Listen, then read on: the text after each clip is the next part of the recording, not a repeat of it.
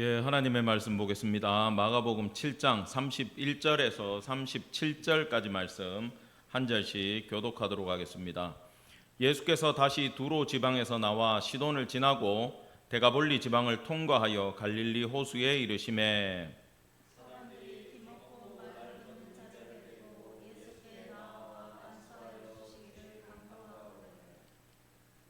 예수께서 그 사람을 따로 데리고 무리를 떠나사 손가락을 그의 양귀에 놓고 침을 뱉어 그의 현에 손을 대시며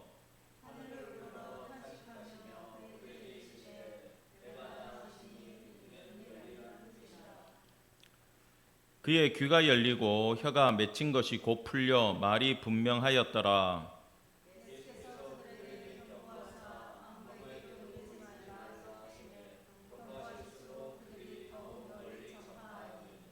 같이 보겠습니다. 사람들이 심히 놀라 이르되 그가 모든 것을 잘하였도다. 못 듣는 사람도 듣게 하고 말 못하는 사람도 말하게 한다 하니라.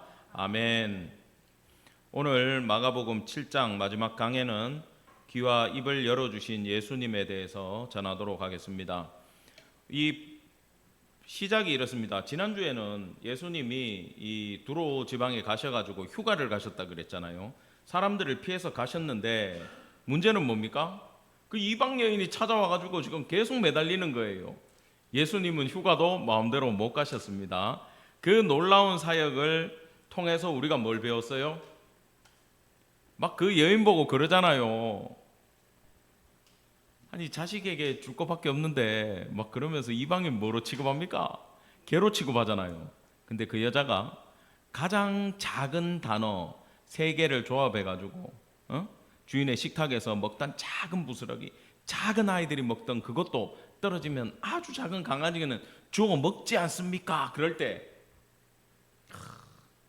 네 믿음이 그 마태복음에 나오고 마가복음에는 가라 끝났다 이미 귀신 나갔다 그러시잖아요. 그죠? 그게 뭐예요?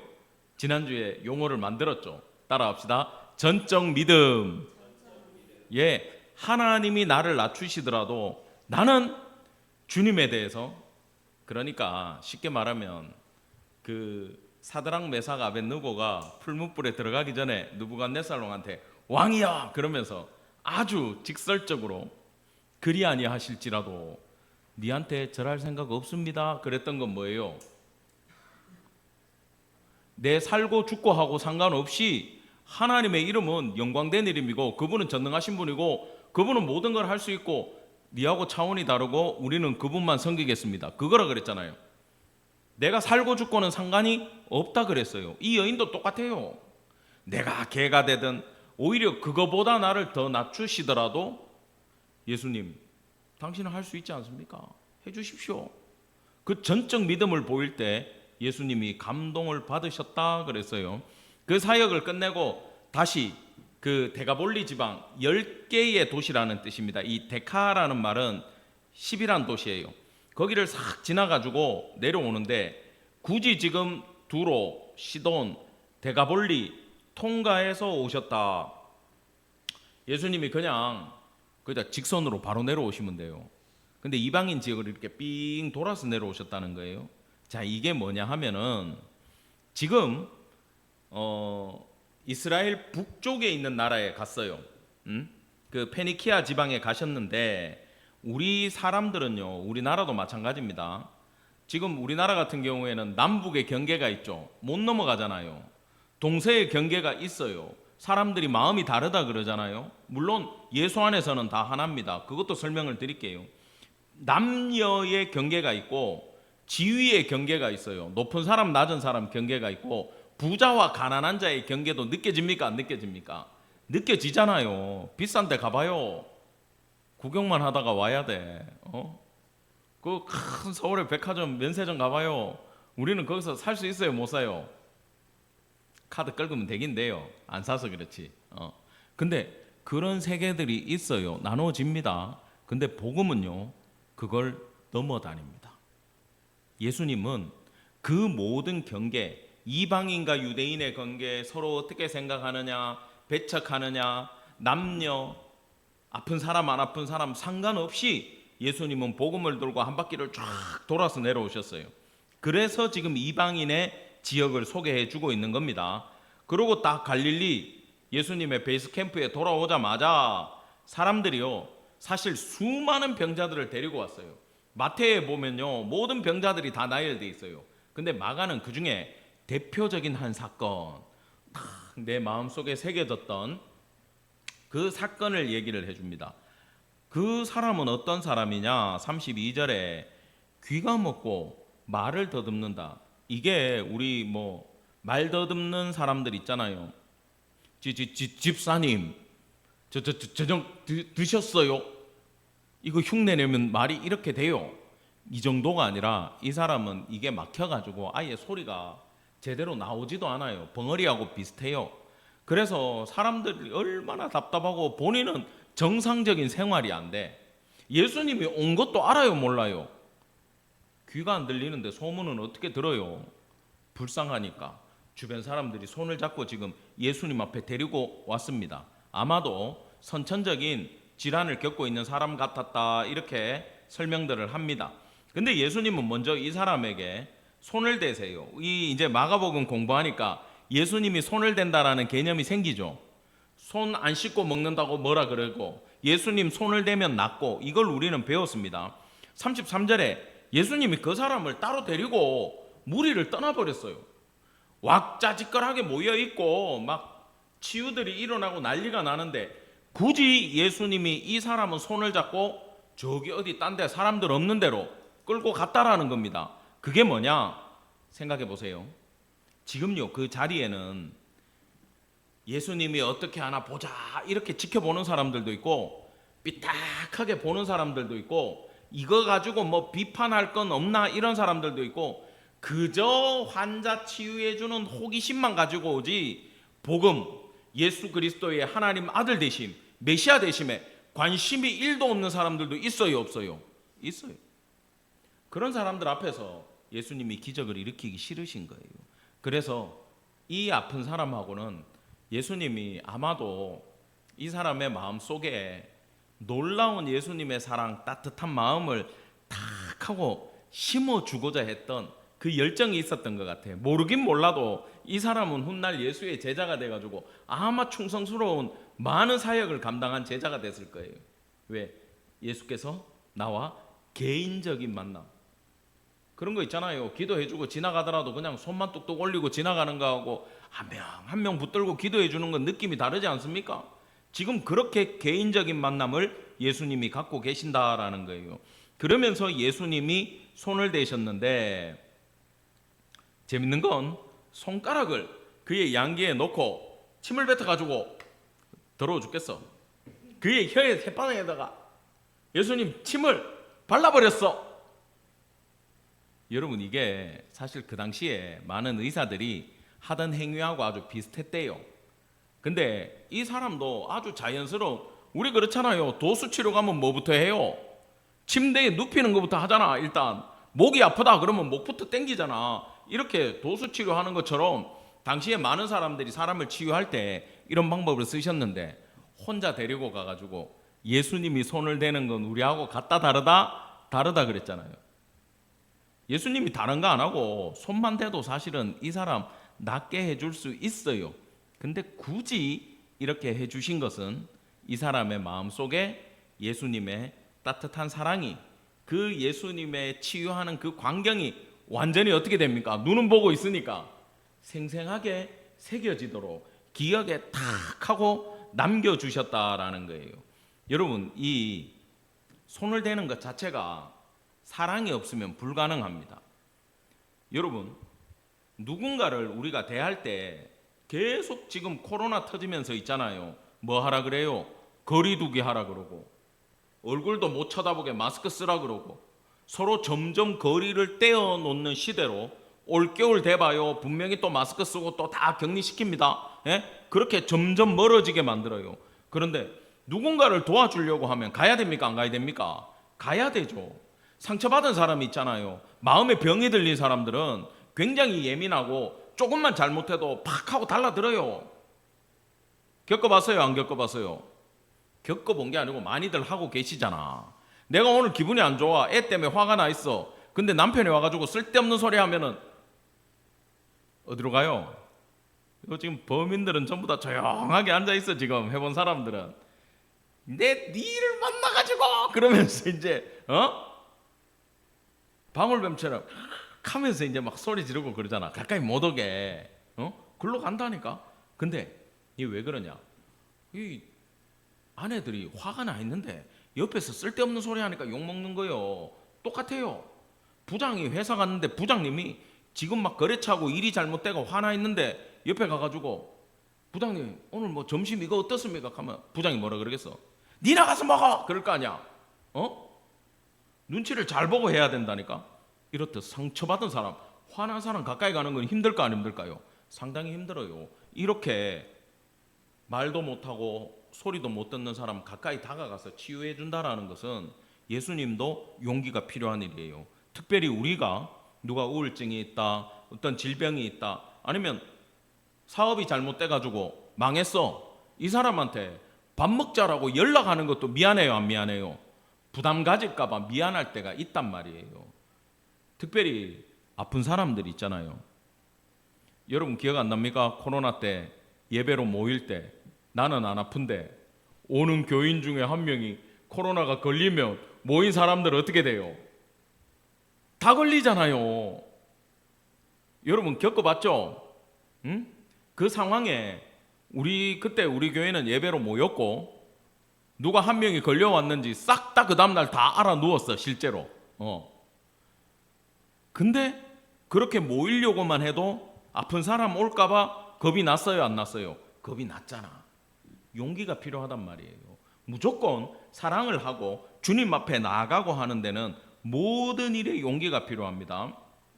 자, 예수님은 그 용기를 우리에게 보여주고 계십니다. 34절입니다. 하늘을 우러러 탄식하시며 그에게 이르시되 에바다 하시니 이는 열리라는 뜻이라. 이건 어릴 때부터 하도 많이 들어가지고 이 에바다가 무슨 뜻인지는 다 알아요. 근데 예수님이 어떻게 하셨냐 하면, 자, 여기 보면 먼저 하늘을 바라봤어요. 하늘을 우러러 봤어요. 자, 하늘에 누가 계십니까? 하나님 계시죠. 하나님의 보좌가 있어요. 하나님의 주권을 상징합니다. 거기서 하나님이 다스리시고 계세요. 요걸 잘 기억해야 돼요. 자, 우러러 보셨다. 그냥 하나님 저기 계신다 이게 아니고 하나님을 지금 다 우러러 가지고 교감을 하고 있는 거예요. 이건 하늘 보좌 주권을 갖고 계신 하나님과 예수님이 지금 뭘 하는 건지 압니까? 야구 경기 보면 투수하고 포수가 뭘 맞춰요? 사인을 맞추잖아. 막 이렇게 해가지고 지금은 스트라이크를 던져야 돼, 어떻게 해야 돼, 막 맞추잖아요. 똑같은 거예요. 하늘 보면서 하나님을 탁 우러러 볼 때 하나님 치유할 때 역사하십시오. 같이 하는 겁니다. 요 사인을 지금 맞추고 있는 거예요. 예수님은요 참 놀라운 면을 우리한테 보여줬어요. 모든 사역을 앞두고 기도하시는 모습을 우리에게 보여주셨습니다. 그게 뭐냐 하면은 예수님은 이 땅에 오셔서 하나님의 뜻을 이루기 위해서 이 땅에 오셨고 사역을 하셨기 때문에 그분은 모든 행동 앞서서 하나님의 뜻을 물어보는 기도를 하셨다라는 거예요. 이게 예수님의 첫 번째 기준이었어요. 이렇듯 기도는 하늘 문을 여는 역사를 일으킨다라는 것을 여러분 반드시 기억하기 바랍니다. 예수님도 뭐 했다고요? 하늘을 우러러 보셨다라는 거예요. 자, 우리는 어딜 보고 있습니까? 여러분, 이건요 살면서 꼭 저 위에를 쳐다보라는 게 아닌데, 아까 저도 저녁 식사 후에 여기 산책을 했어요. 하늘을 잘 보지 않아요. 근데 어디를 봅니까? 내가 걸어갈 땅과 주변에 뭐가 있는지, 어떤 사람들이 다니는지 뒤돌아서 내가 걸어온 길을 봐요. 우리는 그래요. 우리는 습관적으로도 하늘을 잘 보게 되지 않습니다. 이거 영적으로 어떤 뜻이냐 하면 하루 생활하는 일과 가운데 우리가 영적으로 고개를 들어 하나님을 의지하고 하나님의 뜻을 구하는 게 과연 몇 번 되며 몇 초 되는지를 생각해 보셔야 된다라는 거예요. 그저 우리가 주어진 일상 가운데 이 하루에 내가 겪는 일을 생각하면서 오늘 또 이거 해야 되네, 내일 또 이거 해야 되네, 다음 주에 이런 일이 있네. 세금 내야 되네. 공과금 내야 되네. 월급 날은 언제야? 우리는 현실에 급급하면서 그 어려운 가운데 한숨만 쉬고 있지 하나님을 잘 찾질 않아요. 사랑하는 성도 여러분, 바쁘고 힘들수록 하늘을 보는 성도 되기를 간절히 바랍니다. 굳이 먹을 걸 광야에서 주실 때 만나가 어디서 내렸습니까? 하늘에서 싹 내리게 하셨어요. 그러면 배고프면 어딜 봐야 돼요? 하늘을 봐야 되잖아. 허리를 펴고 고개를 세워가지고 하나님 배고픕니다 이걸 해야 되는 거야. 그래야 만나가 내려. 땅에서 나오게 했으면 계속 땅만 보고 다닐 거 아니에요. 전방 30m 오른쪽으로 우회전 해가지고 거기 땅을 팔아 만나가 나올 것이다. 그러면 땅만 보고 다닐 거 아니야. 근데 땅을 볼 필요가 있어요 없어요? 하늘을 바라보고 하늘에서 먹을 걸 내려오게 만드셨다라는 겁니다. 그것은 따라합시다. 우리는 하나님을 바라봐야 되는 존재.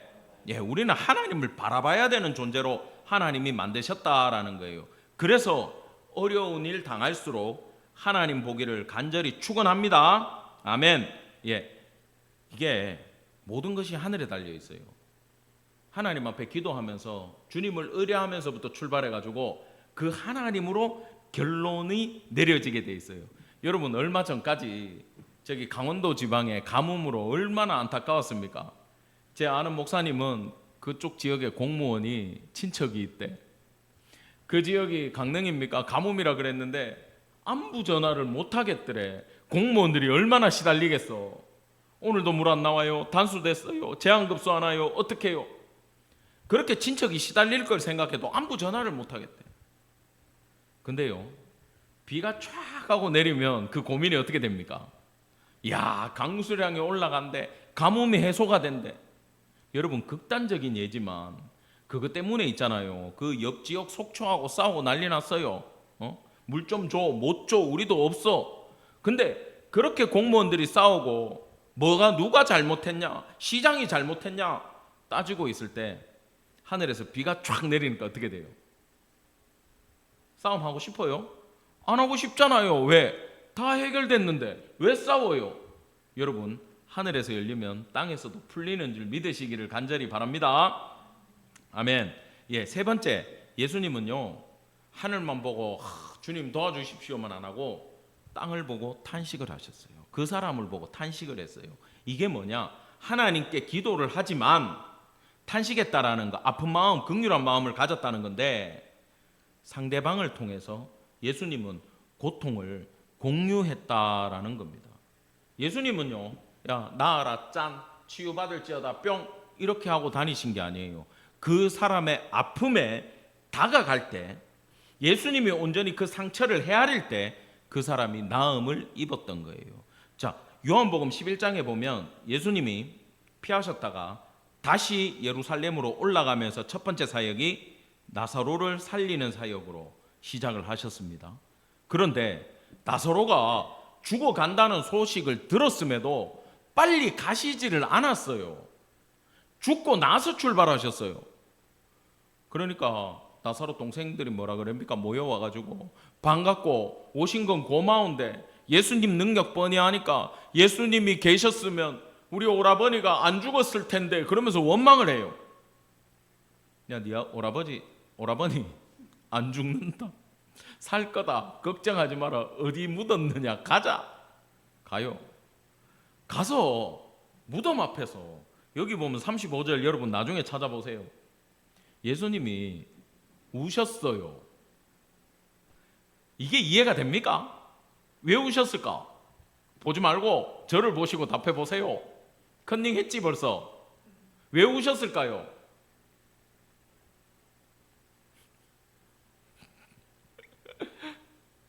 여러분 예수님은요 이미 알고 가셨잖아요. 죽을 거고 나는 부활을 시킬 거고 그 능력을 보여줘야지 그러고 가셨는데 사람들은 시끄럽게 울고 있고 통곡하고 있고 그게 예수님은 화도 나고 마리아 마르다 와가지고 예수님을 원망도 하고 울고 반가워도 하는데 가가지고 죽어있는 나사로 앞에 딱 갔을 때 제가 얼마나 아팠으며 어떻게 죽었고 지금 얼마나 두려운 가운데 있을까? 그 고통이 어땠을까? 유일하게 아시는 분 아닙니까? 이 땅에서. 그 죽은 나사로를 생각하면서 예수님이 마음이 너무 아파서 그 죽음에 동참하는 마음이죠. 우셨고 가슴을 아파하셨어요. 예수님은 이런 분입니다. 아픈 자들을 긍휼히 여기고 탄식하는 마음을 갖고 계셨어요. 그래서 그 사랑하는 마음을 가지고 아픈 마음을 느낄 때 예수님의 신적 능력 앞에서 치유, 생명이 부활하는 건 당연히 일어날 수밖에 없는 일이라는 거예요. 아무리 사람들이 다복해 보이고 밝고 잘 사는 것 같고 부자 같고 행복해 보여도 아픔을 다 갖고 있더라고요. 제가 얼마 전에 방송을 보는데 그 사람 별명이 대전 예수야. 누군지 압니까? 야구들을 안 보시니까 모르는 거야. 한화가 대전 팀이지 않습니까? 그 대전 야구팀 하나 뭐죠? 자이언트입니까? 거기에 투수가 있는데 외국인 용병 투수가 있어요. 그 사람이 와이스인가 그래요. 그 사람 이름이. 근데 키가 엄청나게 크고요. 잘생겼고 머리가 길어 이렇게.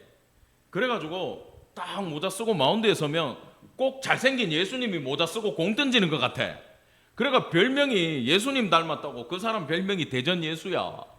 근데 막 와이프도 이쁘고 있잖아요. 이 사람들 미국 사람들인데 한국말 배워가지고 완전 한국 문화. 와이프가 전도사가 돼가지고 별명이 와이스 와이프래. 그 이름이 아예 와이스 와이프로 굳어져 있고 사람들이 가서 빨리 여권 뺏어라 그런대요. 그 사람들 보고 너무 행복해 보여요. 근데 내가 깜짝 놀란 게 장인 장모님이 왔어. 우리나라에 장인 장모가 와가지고 그 사위가 공 던지는 걸 보면서 야, 그 장인 장모님이 막 우는 거야. 여러분, 사위가 잘 던지면 막 브라보 화이팅하고 신나잖아요. 근데 이 장인어른은 눈물을 주체를 못해. 장모도 그렇고. 그래 내가 밑에 자막을 이렇게 보니까 뭐 부모하고 같다는 식으로 얘기를 하더라고. 그래서 내가 막 검색을 해봤어. 유튜브에 막 검색을 해보니까 뭐 한국에 이렇게 외국인들 와가지고 찍는 방송이 있더만. 김준현 씨 나오고 하는 거. 거기에 막 미국까지 가가지고 막 그 집에 찾아가가지고 한국 가면 뭐 할 거예요 그러면서 어서 와 뭔가 제목이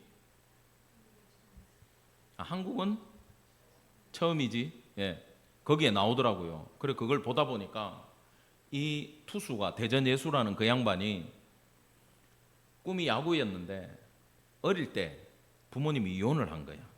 헤어졌어 부모님이. 그리고 얘는 꼬마 때부터 아빠가 키웠어. 근데 아빠가 뭐 야구 코치인가 그랬어요. 그래 아빠한테 이제 운동을 배우고 있는데 14살 때 아버지가 자살을 하셨대. 그래 애가 그때 혼자가 된 거예요. 14살 때. 와 14살. 근데 거기서 안 끝나. 그러면은 아빠가 안 계시니까 누가 데리고 가겠어요? 혼자 있는 엄마가 데리고 갔겠죠.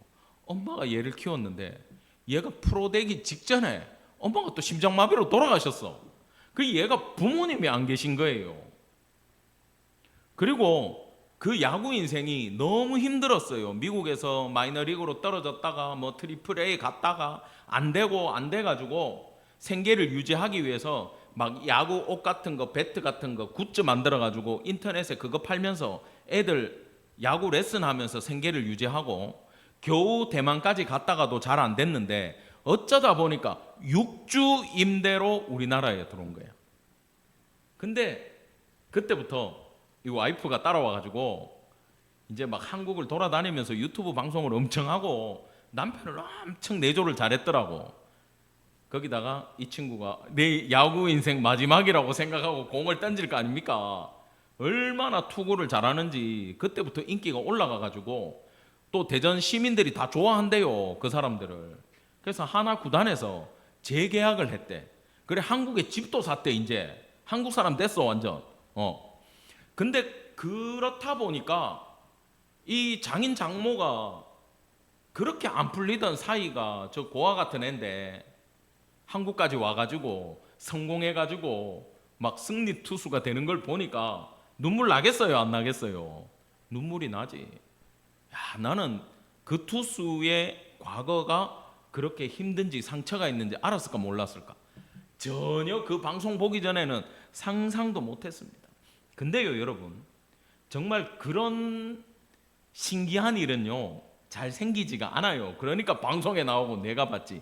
대부분 사람들은요, 연예계도 마찬가지예요. 요즘 시대 자체가 어떤 시대입니까? 정죄의 시대예요. 누가 하나 뭐 잘못했다 그러면은 댓글이 쫙 하고 올라가요.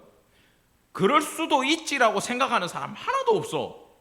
무슨 사연이 있겠지라고 생각하는 사람도 하나도 없어요. 어떤 시대입니까? 정죄하고 손가락질하고 그 사람이 무너지기를 바라는 시대를 우리는 살아가고 있어요. 정말 예수님은 우리한테 뭐라고 말씀하셨냐 하면은 이 산상수훈에서 5장 7절입니다. 다 같이 읽어보겠습니다. 시작. 긍휼히 여기는 자는 복이 있나니 그들이 긍휼히 여김을 받을 것임이요. 아멘. 긍휼히 여기는 자들이 오히려 하나님의 긍휼함을 입을 것이다. 그러면 반대로 내가 다른 사람을 긍휼히 안 여겨, 안타까운 마음이 없어, 아유 저래가지고 어떡해, 아유 불쌍해라, 아유 도와줘야 되겠다, 아유 사랑합니다, 섬기겠습니다는 마음이 내가 없으면 하나님도 우리를 어떻게 한다고요? 나도 너 모르겠다 하시는 거예요. 여러분, 그래서 복을 받는 사람은 어떤 사람이냐 하면 하나님 앞에 다른 사람의 입장을 이해하고 아픔을 헤아리고 고통에 동참하고 사랑하는 마음, 긍휼히 여기는 사람을 하나님은 기뻐하신다라는 거예요. 이게 제일 안 나올 때가 언젠가 하면요, 정의를 행할 때예요. 교회에서도 마찬가지입니다. 정치 세계도 마찬가지예요. 시대가 잘못 흘러가고 있어. 그럼 우리는 막 공의에 불타가지고 나가서 데모를 하고 싶잖아요. 다들 저 시내 나가가지고 했어요, 안 했어요? 파란 거든 빨간 거든. 안 하는 분들이야. 정치에 관심이 없어. 근데 정의를 행하러 나가는 거 좋습니다. 근데 기준이 있다라는 거예요. 어떤 걸 행하든, 정의를 행하든 치유를 하든 봉사를 하든 간에 내 속에 사랑이 없으면 진짜다 가짜다? 가짜예요. 사랑이 없다 그러면 내가 정의를 행하러 데모를 하러 나가더라도 내 목적은 딴 데 있어요. 내 뜻과 내 화를 풀기 위해서 나가는 수가. 저 반대파가 마음에 안 드니까 저걸 용서하기 싫어가지고 내가 나갈 수 있어요. 그래서는 안 돼요. 사랑하는 마음으로 나가야 될 줄 기억하시기 바랍니다. 그래서 제가 이걸 결정적으로 느낀 게 뭐냐 하면 선교를 할 때 느꼈어요. 선교를 할 때. 제가 작년에 아프리카 선교하러 갈 때 잘 모르잖아요. 그래가지고 거기 자료를 막 받아서 공부를 했어요. 대책이 없는 나라야. 하나님, 제가 뭐라도 할 수 있게 해주시고 가서 그들이 예배하는데 보탬이 되게 해주시고 우리 작은 돈이지만 그 사람들 먹일 수 있게 해달라고 기도하고 갔어요. 그리고 열심히 막 예배를 위한 준비, 음향 준비 만들고 설치하고 막 쌀 나누기 돕고 밥하는 거 돕고 일을 했습니다. 가서 그렇게 그들을 사랑하는 마음을 가지고 갔을 때 하나님이 마지막 예배를 통해서 저한테 주신 게 뭐냐, 내가 여기서 일하고 있다라는 마음을 주셨어요. 믿으십니까? 깜짝 놀랐어요. 나는 그 대책 없는 나라에 한 번은 이렇게 섬기더라도 하나님, 우리가 여기서 뭐 쌀을 돌리고 성경책을 보내고 예배를 돕고, 물론 선교사님 계시니까 해요. 하나님 하라고 하면 해요. 그게 무슨 소용이 있겠습니까? 우리가 섬기는 게, 우리가 그들을 사랑하는 게 무슨 열매가 있겠습니까? 사람들이 그따군데 전부 다 그러잖아요. 거기 있는 분들이 가난한 것들 이유가 있다고, 안 되는 것들 이유가 있다고. 실제로 겪어보면 그래요. 얼마나 힘든지 몰라요. 그게 힘들어. 근데 예수님 사랑하래요. 그 나라에 가니까 하나님께서 먼저 거기 오셔가지고 먼저 사역하고 계시는 걸 우리한테 보여주시더라고요. 그러면서 너희들도 그 사랑에 동참해야 되지 않겠냐, 이런 마음을 주셔서 우리가 그 교회를 형제교회로 생각하고 섬기면서 품고 가지 않습니까? 여러분, 사랑을 가지고 움직이면 그곳에 먼저 주님이 와 계신 줄 믿기를 간절히 축원합니다. 아멘. 결론입니다. 35절 다 같이 읽겠습니다. 시작. 그의 귀가 열리고 혀가 맺힌 것이 곧 풀려 말이 분명하여졌더라. 자, 너무 놀라운 일이 일어납니다. 예수께서 임재하셔가지고 손을 대시니까 어떤 일이 일어나느냐? 하나님 딱 보고 역사를 해버리니까 하늘에서 하나님이 뭘 했겠어요? 오케이 하셨잖아. 그럼 이 사람 어떻게 돼? 땅에서도 바로 풀려가지고 귀가 열리고 입이 풀려버렸다라는 거예요. 여러분, 이 이야기는요, 꼭 우리가 실질적인 병의 치유만 이야기하고 있는 말씀이 아닙니다. 영적인 문제도 여기에 해당된다는 것을 기억하시기 바랍니다. 첫 번째, 우리가 말씀을 들을 때 귀가 열리기를 간절히 축원합니다. 로마서 10장 17절이에요. 그러므로 믿음은 들음에서 나며 들음은 그리스도의 말씀으로 말미암았느니라. 우리가 믿음이 생기고 예수를 따르게 되는 것도 뭘 들어야 돼요? 예수님 말씀을 들어야 믿음이 생긴다는 거예요. 그런데 아무리 설교해도 있잖아요. 집사님 오늘 집에 가시면 저기 지금 출장 간 남편한테 전화해가지고 당신 온라인으로 예배 들어왔지? 들어왔어. 목사님 설교의 주제가 뭐야? 한번 물어보세요. 꼭. 근데 집사님은 그거 물어보기 전에 미리 적어놔. 내가 생각한 주제는 이거다. 남편은 뭘 들었을까? 딴 얘기 하실 거예요. 전부 다. 왜냐하면 우리의 생각과 이 마음에 따라서 들리는 게 같다 다르다 달라요. 안 좋은 건 뭐냐 하면은 내 자아가 강하고 고집이 강하고 내 의지가 강하고 내 생각이 너무 강하면 나는 우리 주님을 이렇게 바꿀 거야 라고 생각을 하는 사람들은 그 얘기만 들려. 그렇게 얘기 안 했는데도 그렇게 들린다니까요. 분명히 그럴 거예요. 들을 수가 없어요. 여러분, 구약의 이스라엘 백성들이 귀가 없었습니까? 말씀이 없었습니까? 온갖 거 다 갖고 있었어요, 이 사람들이. 그런데 예수님이 오셔서 뭐라 그럽니까? 보아도 보지 못하며 들어도 듣지 못하며 깨닫지 못한다 그랬어요. 왜요? 이건 남의 이야기 아닙니다. 하나님의 은혜로 우리의 귀를 열어주시지 않고 우리의 입술을 열어주지 않으면 우리는요, 들리지도 않고 찬양도 할 수가 없다라는 거예요. 그래서 오늘 밤에 여러분 기도하실 때 하나님 앞에 귀를 열어주시고 하나님 말씀 들리게 해주시고 복된 길을 허락해 주십시오. 기도하기를 간절히 축원합니다. 이사야 35장에 보면 입이 열리는 장면이 나와요. 어떻게 열립니까? 말 못하는 자의 혀가 노래할 거예요. 이건 무슨 얘기냐 하면 우리 싱어들 잘 들으시기 바랍니다. 노래 못해도 상관없어요. 주님이 에바다 하고 열어라 그러면 우리의 찬양이 어떻게 되는 거야? 야, 이게 영적 예배를 올려드리고 진정한 찬양을 올려드리는 입술로 변화된다라는 거예요. 그래서 오늘 밤에 다 까먹어도 돼. 기억합시다. 예바다. 열려라. 우리의 귀가 열리고 입술이 열리는 밤 되기를 간절히 축원합니다. 오늘 밤에 이거 붙들고 여러분 간절히 기도하는 성도 되기를 바랍니다. 아멘.